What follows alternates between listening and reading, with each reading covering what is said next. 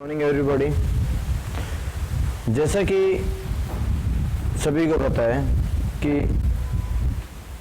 अप्रैल में हमने classes start की थी, मई में भी हमने बच्चों को पढ़ाया और अब जून आ गया।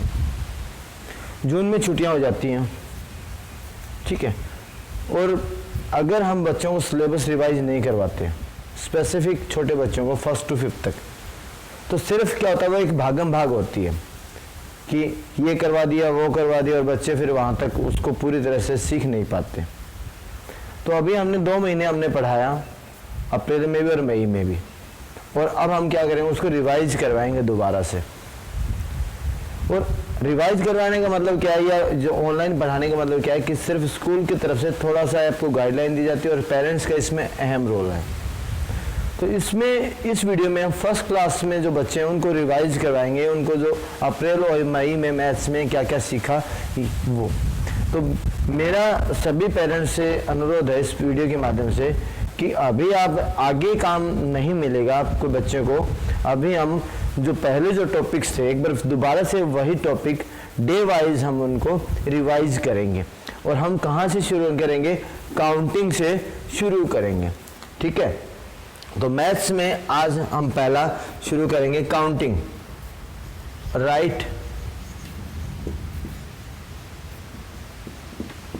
काउंटिंग 1 to 100, ठीक है। तो जैसे हमने एक क्वेश्चन ले लिया, राइट काउंटिंग 1 to 100, तो हम क्या करेंगे, एक दिन बच्चों से 1 to 100 काउंटिंग लिखवा लेंगे, ठीक है। उसके बाद हमें क्या करना है कि हमें बच्चों से पूछना है, आइडेंटिफाई करना है क्या बच्चे उनको बीच बीच में से बता पा रहे हैं हमें। तो उसके बाद राइट काउंटिंग 1 to 100। और सभी पेरेंट्स से अनुरोध है, मेरा पेरेंट्स से भी मतलब उनकी मदर या फादर से जो उन बच्चों को काम करवाते हैं, प्लीज़ आप घर पे काम कराइएगा। और उसके बाद ये लिखने के बाद बच्चों से इस प्रकार पूछिए, बेटा what is this, what is this, इस प्रकार से। अगर वो बच्चा आपको बता पाता है तो इसका मतलब क्या है, उसको काउंटिंग बिल्कुल अच्छे से हो गई, तो हमारा जो पढ़ाने का मकसद है वो पूरा हो गया, उसको काउंटिंग सिखाने का। हालांकि यूकेजी में हम बहुत अच्छे से सिखा चुके हैं और ये प्रक्रिया से बच्चे आपके गुजर चुके हैं, लेकिन स्कूल से काफ़ी दूर हो गए, ऑनलाइन से हम पढ़ा रहे हैं, तो इसके लिए मुझे डर है कहीं वो भूल न गए हों। इसलिए मैं आपसे अनुरोध कर रहा हूँ कि आप इस प्रकार की क्रिया से बच्चों से पूछ के देखें क्या उन्हें वो आ पाए या नहीं आ पाए, ठीक है। उसके बाद हमारा है नेक्स्ट, दूसरे दिन हमें क्या करना है, right counting in reverse order 100 to 1। अब हमें उल्टी गिनती लिखवानी है बच्चों से 1 to 100, ठीक है। थर्ड हमें क्या करना, what comes after, हमें क्वेश्चन करके इस प्रकार से लिखवाना है।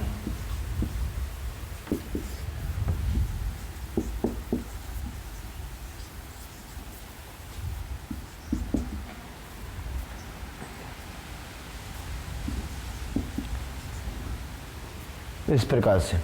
4th क्वेश्चन क्या बन जाएगा, comes before, what comes before,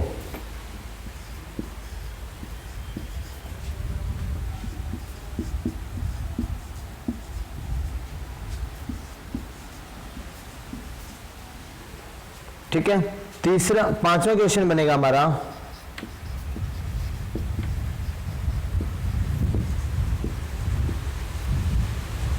what comes between, words कम से बिटवीन, इस प्रकार से।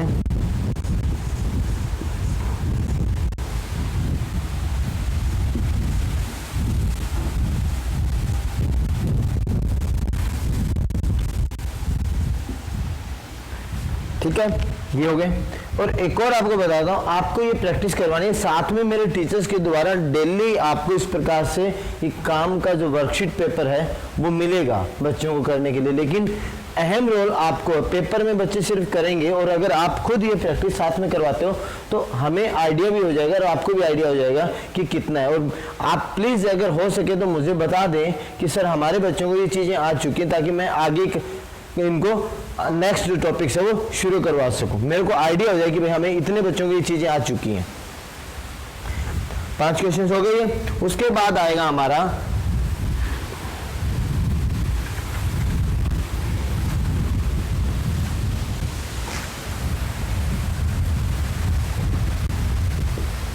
सर्कल द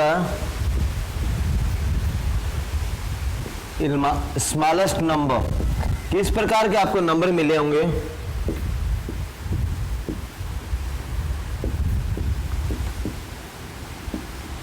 इस प्रकार के नंबर मिले होंगे, उसमें आपको बच्चे को स्मॉलेस्ट द सर्कल, जो सबसे छोटा नंबर है उसको सर्कल करना है। ठीक है, तो सारी जो है अभी जो क्वेश्चंस आपकी किस पे हैं वो सारे काउंटिंग बेस है, मतलब काउंटिंग बिल्कुल अच्छे से बाई हार्ट बच्चों को आ जाती है अगर ये सारे क्वेश्चंस वो बच्चा कर लेता है। उसके बाद आता है सर्कल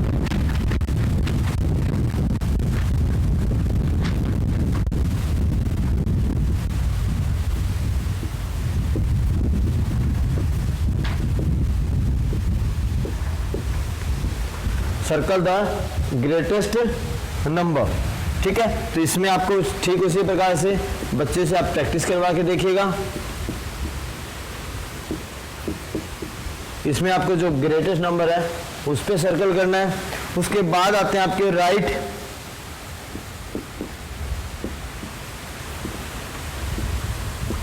असेंडिंग ऑर्डर। इसका लेवल हमें 100 से तक ही रखना है आपको।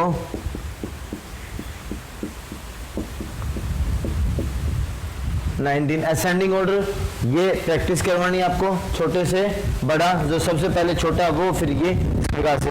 नेक्स्ट क्वेश्चन आएगा आपको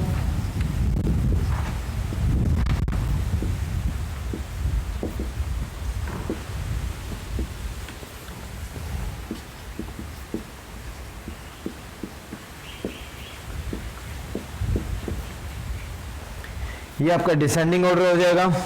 और उसके बाद आपका आएगा असेंडिंग डिसेंडिंग, यहां तक कर लिया हमने। उसके बाद आपका आता है टेबल 2 और 3।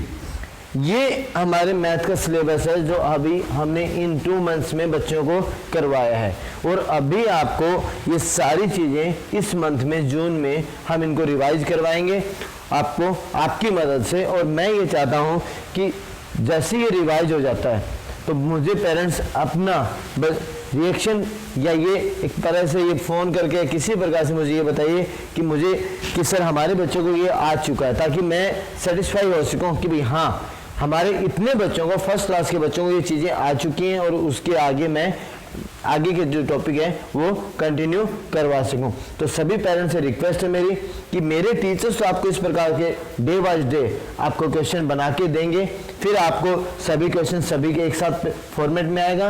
लेकिन आपसे भी अनुरोध है कि आप भी घर पे ये सभी क्वेश्चंस लिख लिख के अपने बच्चों को दें और उनसे करवाएं, ताकि हम उनको अच्छे से पढ़ा सकें।